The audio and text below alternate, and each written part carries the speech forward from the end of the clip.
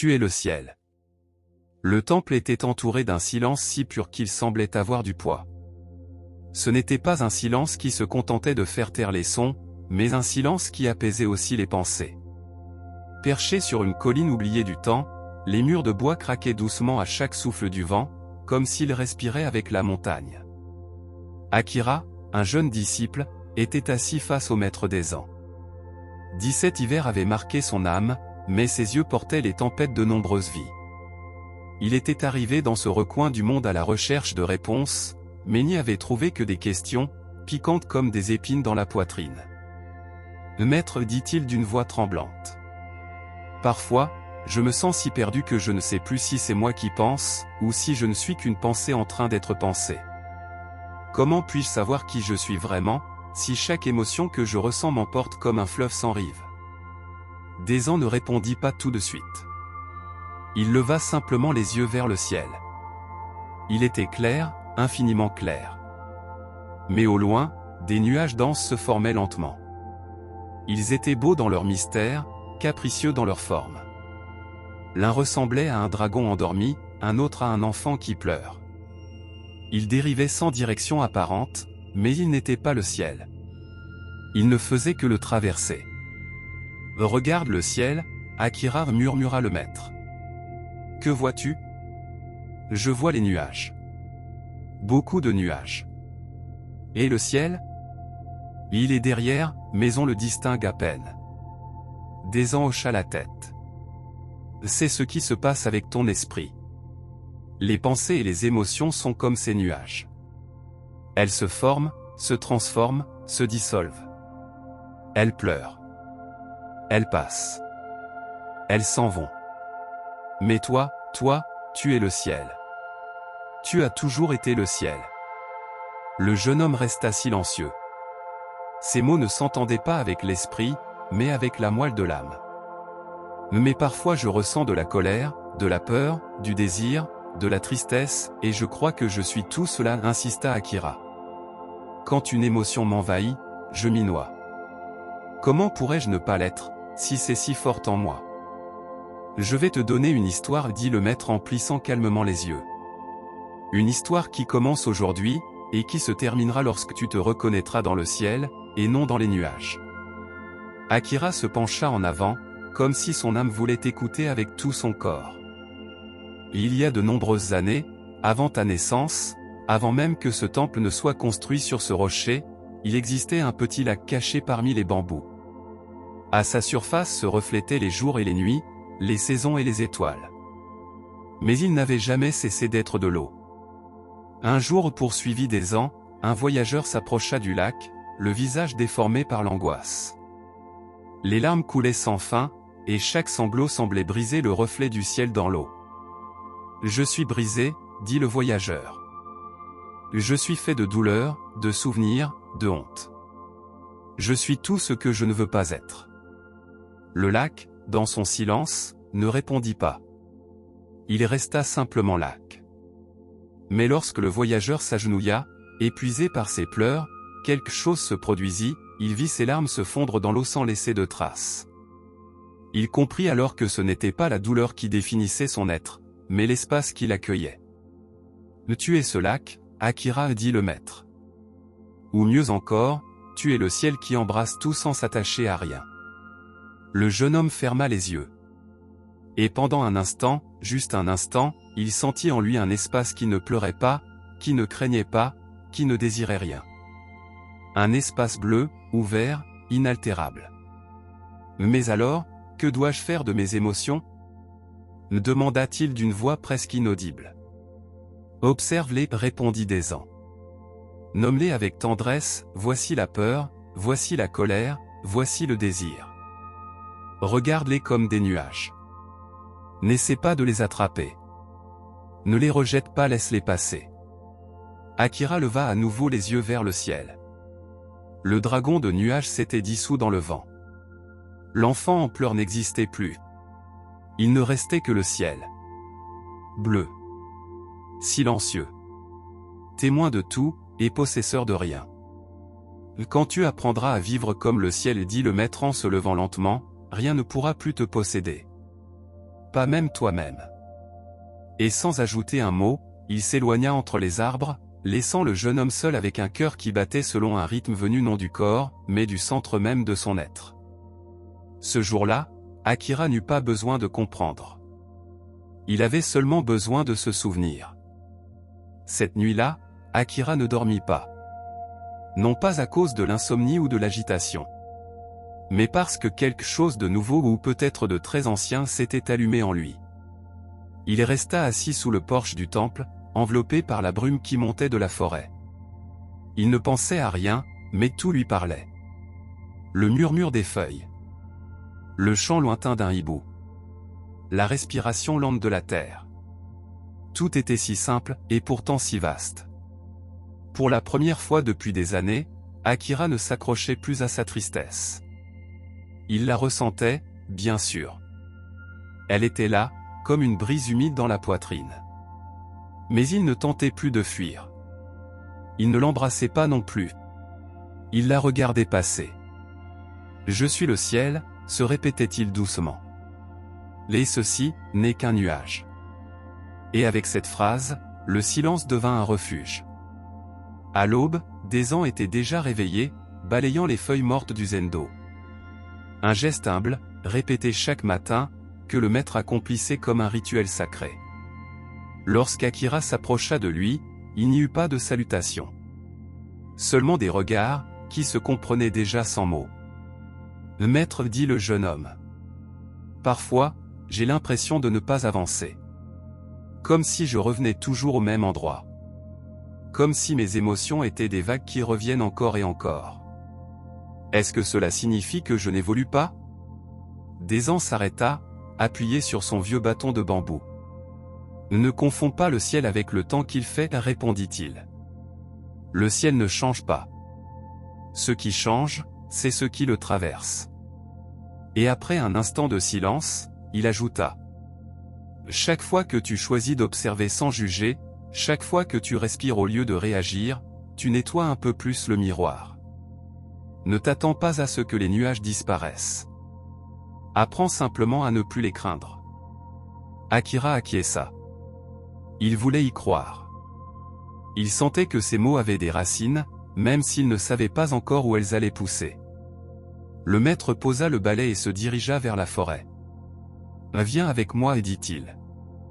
Aujourd'hui, nous allons apprendre quelque chose qui ne s'enseigne pas avec des mots. » Ils marchèrent longtemps en silence. Ils montèrent par des sentiers couverts de mousse, traversèrent un ruisseau où les pierres chantaient.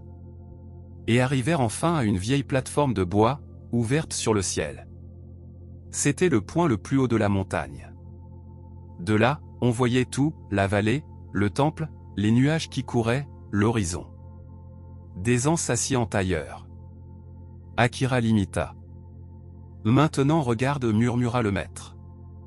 Et ne pense pas sois simplement le ciel. » Akira regarda. Et quelque chose se produisit. Ce ne fut pas une révélation, ni une vision. Pas de lumière, pas de larmes. Simplement, tout cessa. C'est ça l'idée d'être quelqu'un. C'est ça le besoin de changer quoi que ce soit. C'est ça même la quête. Pendant quelques secondes éternelles, il fut pur témoin. Et dans ce témoin, tout flottait sans possesseur. L'anxiété, qui lui serrait habituellement la poitrine, n'était plus qu'une brume à l'horizon. La peur de l'avenir, une feuille emportée par le vent. La culpabilité du passé, un nuage déjà dissous. Il ne restait que le ciel. Et le ciel n'avait ni forme, ni histoire, ni blessure. Seulement la présence. Quand Akira revint de cet état, il ne savait plus depuis combien de temps il était assis. Dezan le regardait, un léger sourire sur les lèvres. « Tu l'as ressenti, dit le maître. » Oui, répondit Akira, les yeux pleins de quelque chose qui n'était ni tristesse ni joie. C'était plus profond. Comme si l'âme avait enfin reconnu son reflet. « Ne cherche pas à le retenir, ajouta Dezan. Il reviendra. Pas parce que tu le chercheras, mais parce qu'il est déjà en toi. » Ils entamèrent la descente sans hâte. Chaque pas semblait toucher la terre d'une manière nouvelle. Chaque son faisait désormais partie d'un tissu invisible. Akira ne parlait pas. Mais en lui, une voix murmurait doucement. « Je suis le ciel. Tout le reste ne sont que des nuages. » Les jours passèrent, et Akira commença à vivre avec une nouvelle conscience. Il ne devint pas un être illuminé. Ses pensées et ses émotions ne disparurent pas.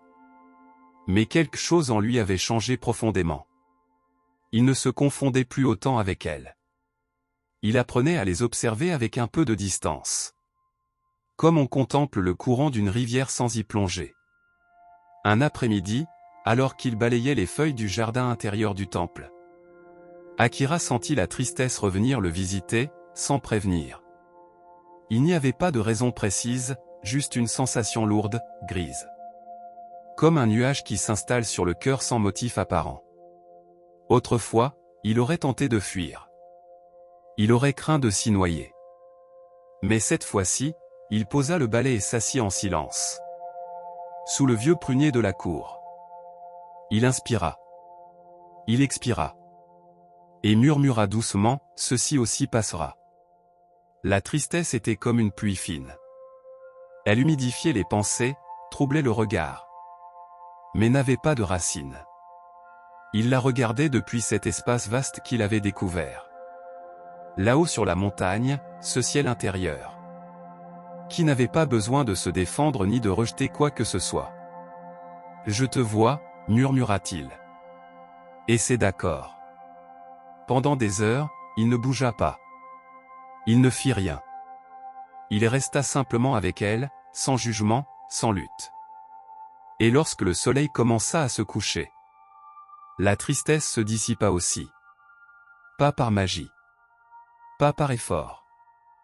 Elle se dissout, simplement. Quand Desan le retrouva, Akira était toujours assis. Les yeux ouverts et paisibles. Aujourd'hui, tu as appris ce que les livres n'enseignent pas. Dit le maître en s'asseyant à ses côtés. Tu as compris que l'émotion n'est pas une ennemie. Juste une visiteuse. Oui, répondit Akira. Elle est venue, elle est restée, je l'ai regardée, et elle est repartie. C'est ainsi pour tout. Absolument tout. La voix du maître était à peine un souffle. La douleur, le désir, la joie, la nostalgie, tout passe. Mais toi, celui qui observe, tu demeures. C'est cela, la différence entre vivre endormi et vivre éveillé. Un corbeau croissa sur le toit du temple. L'air se remplit du parfum des fleurs nocturnes. Et le ciel, de plus en plus sombre, commençait à se parsemer d'étoiles. Akira tourna le visage vers son maître. « Parfois, cette immensité me fait peur, avoua-t-il. Le ciel est si vaste, que j'ai l'impression que je pourrais m'y perdre. »« C'est parce que tu te crois encore petit, » répondit Desan.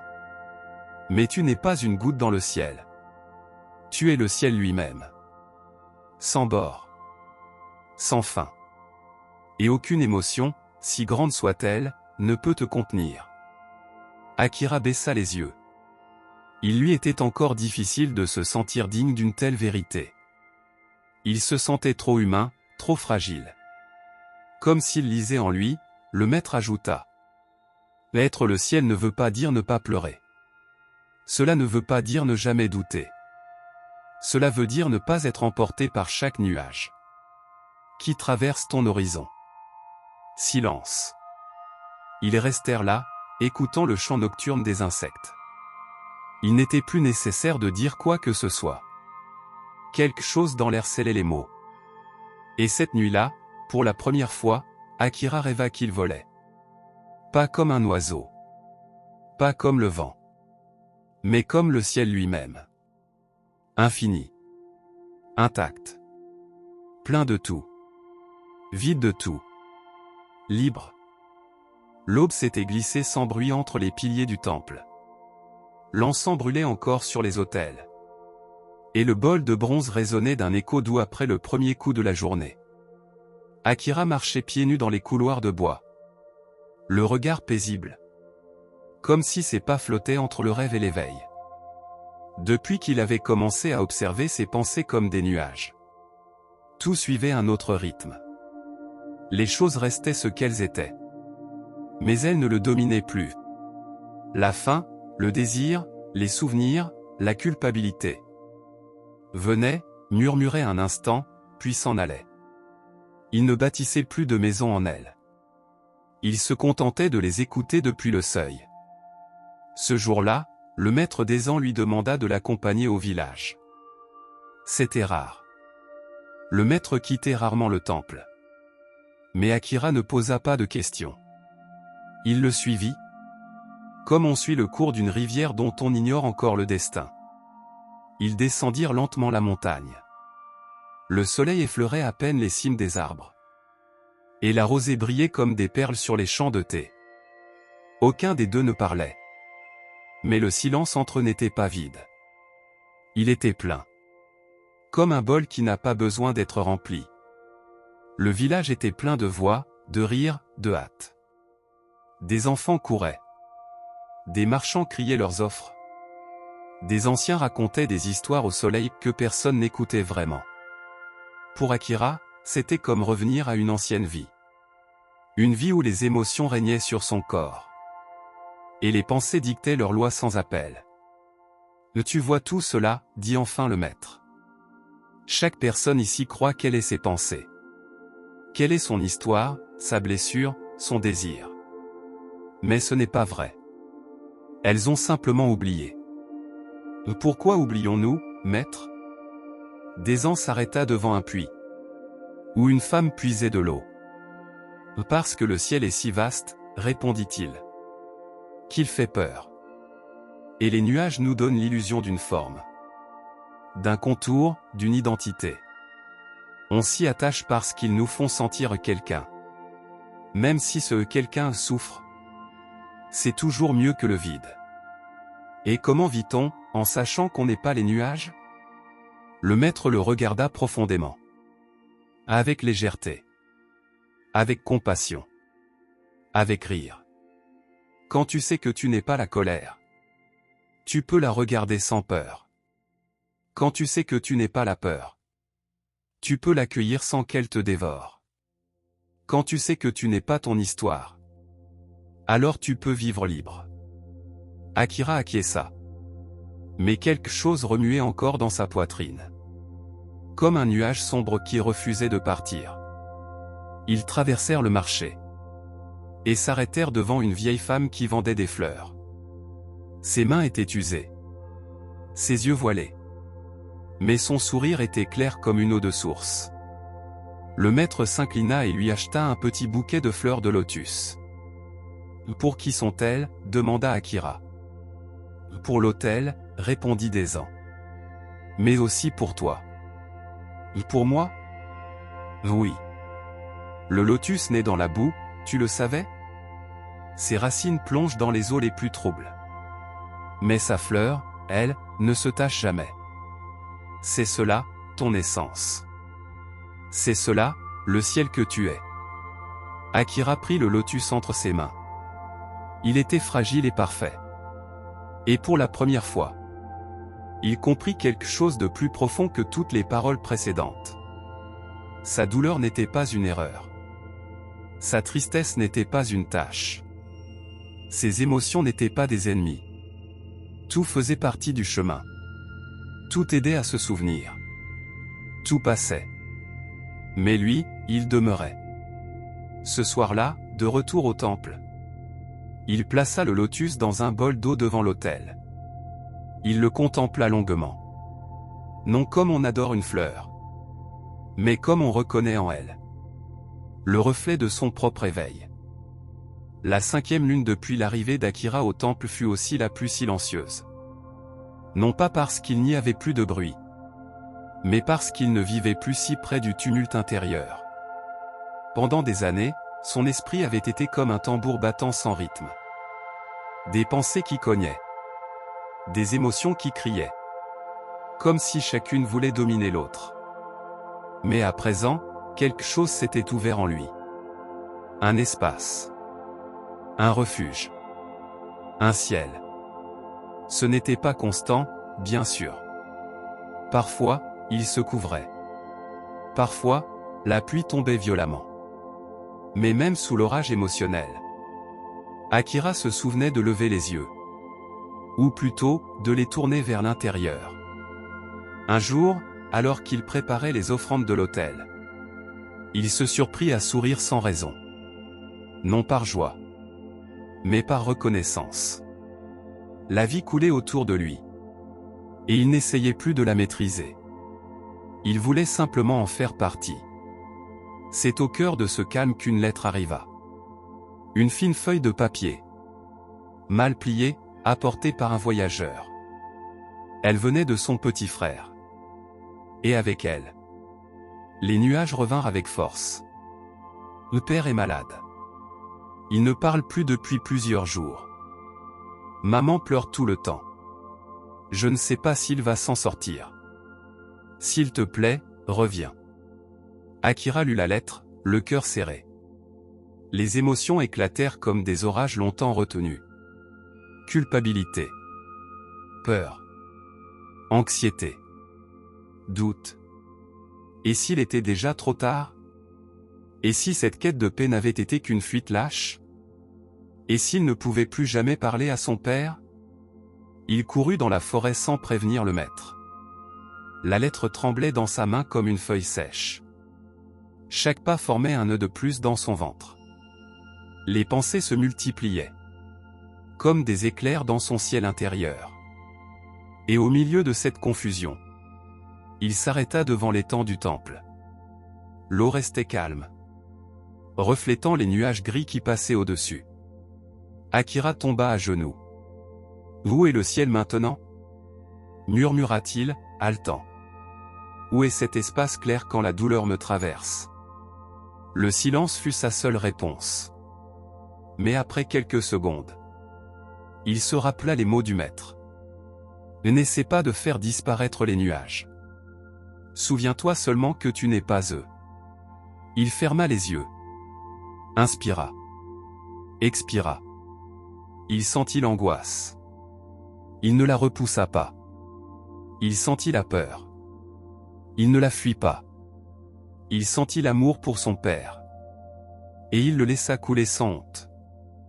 Ceci est la peur, chuchota-t-il. Ceci est la tristesse. Ceci est l'attachement. Et moi, je suis celui qui regarde.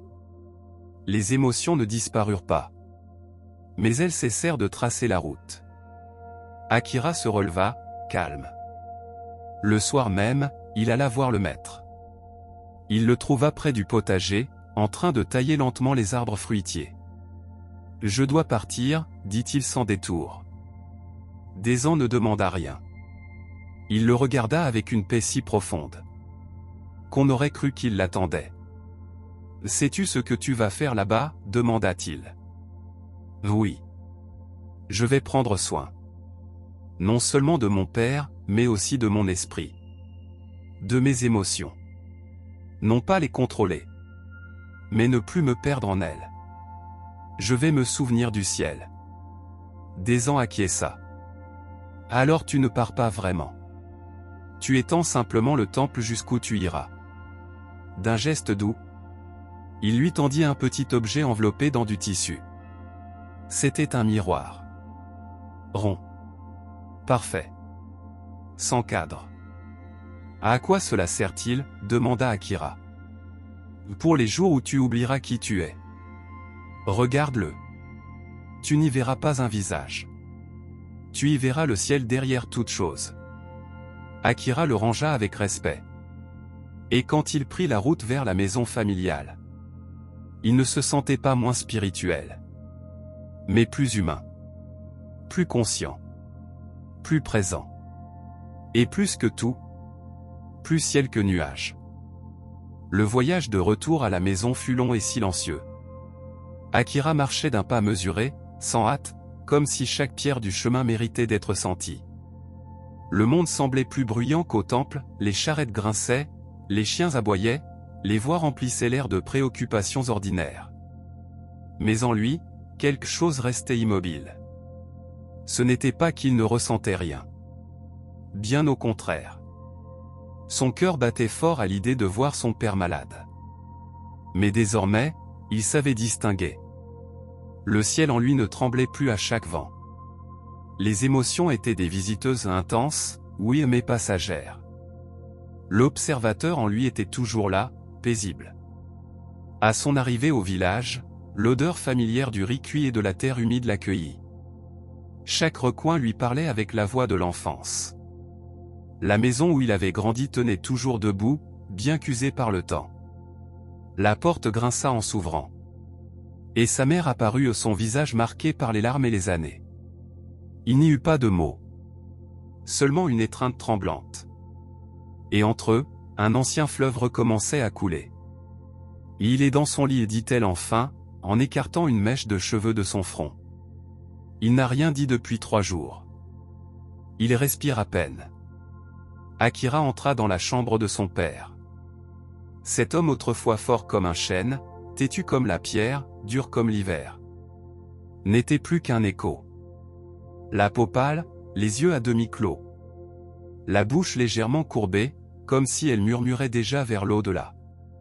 Akira s'assit à ses côtés. Il ne pleura pas. Il ne parla pas. Il le regarda, et respira. Son père avait été un homme difficile. Rigide. Fier. Sa parole faisait loi. Pendant des années, Akira s'était senti insuffisant à ses yeux. Pas vu. Pas entendu. Le ressentiment s'était logé dans sa poitrine comme une épine. Mais là, devant le corps brisé de celui qui lui avait donné la vie, il n'y avait plus de jugement. Seulement l'humanité. « Père » murmura-t-il doucement. « Je ne sais pas si tu m'entends. Peut-être es-tu déjà en train de traverser le pont. Mais je veux que tu saches quelque chose. Pendant longtemps, j'ai voulu fuir loin de toi. Parce qu'il me faisait mal de ne pas être celui que tu attendais. Mais aujourd'hui, je comprends.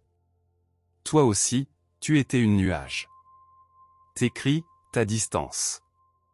Ce n'étaient que des formes de peur. Et la peur ne te définit pas. » Lentement, Akira sortit le miroir que lui avait donné le maître. Il le tint devant le visage endormi de son père. « Regarde, si tu es encore là. Ceci ne reflète pas ce que tu as été. Cela reflète le ciel qui vivait aussi en toi. Même si tu ne le savais pas. » Les larmes coulèrent sur son visage. Mais ce n'étaient pas des larmes de tristesse. C'étaient des larmes de compassion. Des larmes de compréhension. Des larmes de retour. Pendant 3 jours et 3 nuits. Akira veilla son père comme on veille une fleur fanée qui garde encore un peu de parfum. Il lui parlait, lui chantait doucement. Lui lisait de vieux poèmes. Lui essuyait le front avec un linge tiède. Et à l'aube du 4e jour, son père expira sans effort. Comme un nuage qui se dissout dans l'azur. Sans lutte. Sans douleur. Seulement le silence. Seulement l'espace. Akira ne cria pas. Il ne s'effondra pas. Il ne maudit pas le ciel. Il s'inclina, joignit les mains. Et murmura. Merci. Il ne savait pas à qui. Peut-être à son père. Peut-être à la vie. Peut-être au ciel qui contenait tout. Mais la gratitude coulait en lui comme une eau claire. Et tandis que la famille se rassemblait pour pleurer, que les voisins arrivaient avec des fleurs, que le deuil prenait forme, Akira restait au centre de lui-même, habitant cet espace où tout naît et tout revient. Il n'était pas devenu de pierre. Il ressentait tout. Mais il n'était plus ce qui était ressenti. Il était celui qui ressent. Celui qui observe. Il était le ciel. Après les funérailles, la maison était plongée dans un silence profond. La famille reprit peu à peu ses habitudes. Sa mère se mouvait lentement parmi les tâches quotidiennes, comme une personne qui marche à l'intérieur d'un rêve épais. Le deuil emplissait l'air, mais sans cri ni lamentation, c'était plutôt un murmure glissant sur les murs, s'asseyant à table, dormant dans les recoins. Akira resta quelques jours de plus. Il aidait à préparer le riz, prenait soin du jardin délaissé pendant les mois de maladie, parlait avec son jeune frère la nuit, quand la douleur devenait plus forte. Mais au milieu de tout cela, chaque geste était aussi une pratique. Chaque émotion qui surgissait, colère, nostalgie, fatigue, amour, était un nuage traversant son ciel intérieur. Un soir, sa mère lui demanda : « Comment fais-tu pour être si en paix ?» Il sourit, la regardant avec tendresse. « Je ne suis pas en paix tout le temps. C'est juste que je ne me bats plus contre ce que je ressens. Je l'observe, et je le laisse passer. » Elle baissa les yeux, des larmes silencieuses coulant sans permission. « Parfois, je ressens tellement que je déborde, dit-elle. J'ai peur. Je me déteste pour ce que je n'ai pas dit. Je me noie dans la culpabilité, mon fils. » Akira prit ses mains avec douceur. « Tu n'es pas la culpabilité, mère. Ni la peur. Ni la douleur. Tu es celle qui ressent, et qui voit. Tu es plus grande que tout cela. » Elle secoua la tête, comme si elle ne pouvait pas le croire. Comme si ces mots étaient pour quelqu'un d'autre. Mais Akira insista, d'une voix ferme et douce. « Tu es le ciel, mère. Tout le reste n'est que des nuages. » Elle éclata en sanglots. Et lui, sans rien dire de plus, la serra dans ses bras comme si ses bras enveloppaient aussi la petite fille qu'elle avait été autrefois. Une fillette apeurée. Une femme fatiguée. Une mère qui n'avait fait que de son mieux. Et à cet instant, entre les larmes, quelque chose se libéra. Pas seulement en elle. Aussi en lui. Car guérir, ce n'est pas effacer. Guérir, c'est regarder tout ce qui a été, avec des yeux neufs. Et continuer d'aimer. Le lendemain, Akira monta jusqu'au sommet de la colline derrière le village, où il allait enfin se cacher pour regarder l'horizon. Il s'assit. Ferma les yeux. Il écouta. Le vent. Les oiseaux. Ses propres pensées, encore murmurantes. « Aujourd'hui, je ressens de la tristesse, se dit-il. Et c'est bien ainsi. Aujourd'hui, il y a des souvenirs, et c'est bien ainsi. Aujourd'hui, il y a un peu de paix, et c'est bien aussi. Rien n'était bon ni mauvais. Tout était passage. Et lui, il était cet espace qui contenait tout. Quand il se leva, le ciel était couvert de nuages. Gris. Lent. Profond. Mais Akira sourit. Parce qu'il savait maintenant que, même s'il ne pouvait pas voir le bleu, il était toujours là. Ce ne fut pas un changement soudain. Ni une illumination. Ce fut un souvenir lent, tendre, ferme. Je ne suis pas ce qui m'arrive. Je suis celui qui voit passer. Je suis le ciel. Un mois plus tard, Akira retourna au temple. Le même chemin. La même montagne. Mais il n'était plus le même. Pas parce que le monde avait changé. Mais parce qu'il ne s'accrochait plus à rien. Il n'était ni plus sage, ni plus saint. Juste, plus présent. Le maître des ans était assis au bord de l'étang, lançant des miettes de pain aux poissons. En voyant le jeune homme approcher, il ne dit rien. Il le regarda simplement, et dans ce simple regard se trouvait l'accueil, l'étreinte et la compréhension profonde qui n'a pas besoin d'explication. Akira s'assit à côté de lui. Tous deux regardèrent l'eau. Tous deux gardèrent le silence.